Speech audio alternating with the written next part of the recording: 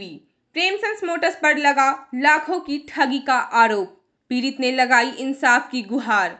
रांची से बड़ी खबर आ रही है। रांची राजधानी रांची में प्रेमसंस मोटर उद्योग प्राइवेट लिमिटेड और उनके शोरूम के कर्मचारियों पर एक व्यक्ति के साथ भारी धोखाधड़ी करने का गंभीर आरोप लगा है। शिकायतकर्ता विवेक कुमार आर्य ने दावा किया है कि उन्होंने अपने भाई के नाम पर कार बुकिंग के लिए कंपनी को लगभग 13,59,000 रुपए का भुगतान किया था, लेकिन बाद में उन्हें गाड़ी न देकर बार बार बहाने बनाते हुए कंपनी ने पैसा हड़प लिया। शिकायत में उल्लेख है कि कंपनी द्वारा मनपसंद मॉडल की जगह बिना जानकारी के अन्य मॉडल की गाड़ी रजिस्टर करा दी गई और फिर उस गाड़ी की डिलीवरी के नाम पर और भी पैसे वसूले गए। इसके बावजूद ग्राहक को ना तो गाड़ी दी गई और ना ही पैसे वापस किए गए। तो आप देखें इसमें विवेक कुमार आर्य क्या कहना है। जिस तरह मोबाइल होता है उस तरह का बिलिंग होता है। बिलिंग जो मुझे मिली है वो मिली है 11,34,938 की, जिसके अंदर TCS इंक्लूड है। तो मेरा ये कहना है कि ये 95,004 रुपया का ये तो घोटाला ही है, क्योंकि आप जो बिलिंग करेंगे उसका तो मुझे बिल देंगे पूरा कि आपने 14 लाख का गाड़ी बुक किया था, 14 लाख का आपने बिल दे दिया, तो ये 95,000 हो गया। सेंट्रल या स्टेट गवर्नमेंट के अंदर आता है TCS, जिसका बिलिंग अमाउंट होता है 12,299 रुपया, जिसका इनवॉइस आप बना के दिए हैं 11,350 रुपए का। ये 950 रुपए कहाँ गया? ये घोटाला में आप एडजस्ट करते हैं, जिसके अंदर हमने डील कैंसिल किया। RTO और स्टेट गवर्नमेंट के अंदर होता है RTO कराना गाड़ी का रजिस्ट्रेशन, जिसको 9% होता है। आपने बिलिंग में दिखाया है चालान में 1,16,250 रुपए का, लेकिन आपने बिलिंग अमाउंट जो दिया है, जो चार्ट में बनना चाहिए था, जो आपने डील कैंसिल कर दिया, बिल नहीं बनने दिया क्योंकि वो पकड़ा जाता, जो बनता 1,31,666 रुपए का, 31,000 का, मतलब 13,684 घोटाला। आप इंश्योरेंस के लिए जबरदस्ती मुझे बेचते हैं। आप जिस इंश्योरेंस की बात कर रहे हैं, मैं इंश्योरेंस का एजेंट बैंक एम्प्लॉय रहा हूँ, उस पर मुझे कमीशन कहाँ से मिलते मुझे पूरी जानकारी है, क्या प्रोसेस सारी जानकारी है। आपने इंश्योरेंस बेचने से मुझे मना किया, डायरेक्टली फोर्सफुली आपने अपना इंश्योरेंस बेचा है। आप 41,136 का बात किए थे, 34,000 का इंश्योरेंस बेचा। अगर मैं इंश्योरेंस खुद से बेचता तो 30,000 में वो प्रीमियम आता। वो आप वो घोटाला किए 11,134 का। टोटल घोटाला अगर मैं पकड़ता हूं तो वो होता है 1,20,774 रुपया का होता है मेरा गाड़ी में, और आप हर गाड़ी में आप करते भी आ रहे हैं। तो अगर मैं उस शोरूम की बात करूं, किसी भी शोरूम में नेक्सा कंपनी का एक गाड़ी पे एक दिन में कम से कम 10 गाड़ी बेचती है, कम से कम मैं बात कर रहा हूँ।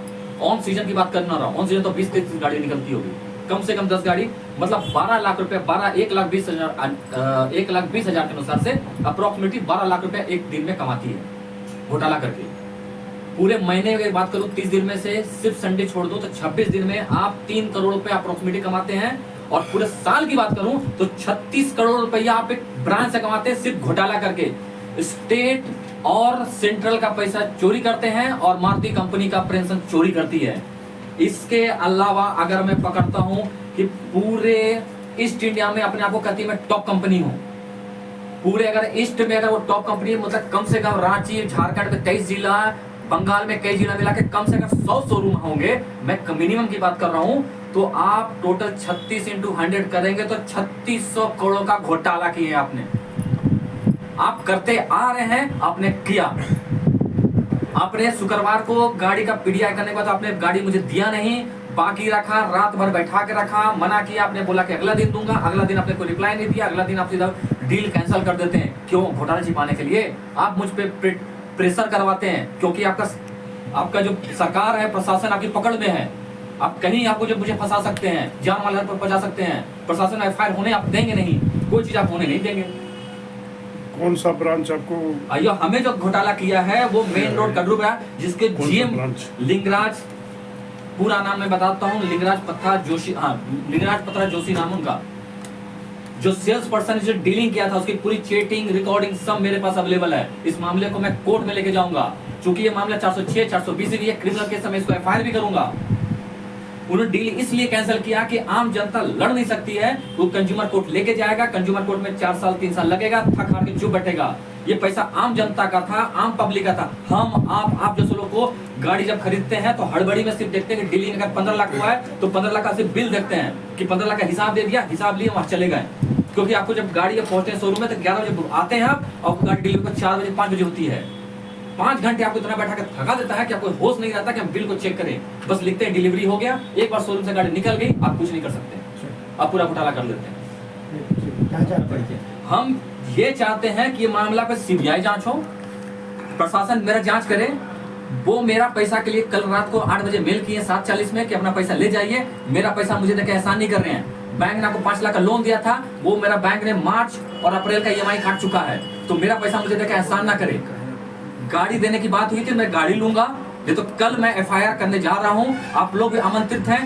मैं रहता हूं डोरंडा में, डोरंडा थाना में मैं FIR करूंगा और मैं चैलेंज कर रहा हूं कि डोरंडा थाना प्रशासन की पकड़ में FIR नहीं लेगा, लॉन्च होने नहीं देगा। आप देख लीजिएगा, इसलिए आमंत्रित हैं आप। अपना पूरा नाम बता दीजिए। मेरा नाम हुआ विवेक कुमार आर्य, मैं सिविल कोर्ट रांची में प्रैक्टिस करता हूं। गाड़ी की जो बुकिंग है वो मेरे भाई साहब ने की है, दयानंद कुमार आर्य ने, जिनसे बातचीत चल रही थी, उनके थ्रू डील हुई, सर पेमेंट वो कर रहे थे। आपने देखा कि विवेक कुमार आर्य का क्या कहना है। तो मैं आपको ये भी बता दूं कि विवेक कुमार आर्य ने जब कंपनी से PDI और अन्य कागजात की मांग की तो उन्हें टाल मटोल किया गया और बार बार शोरूम बुलाया गया। अतः शिकायतकर्ता को महसूस हुआ कि उनके साथ सुनियोजित तरीके से धोखा किया जा रहा है।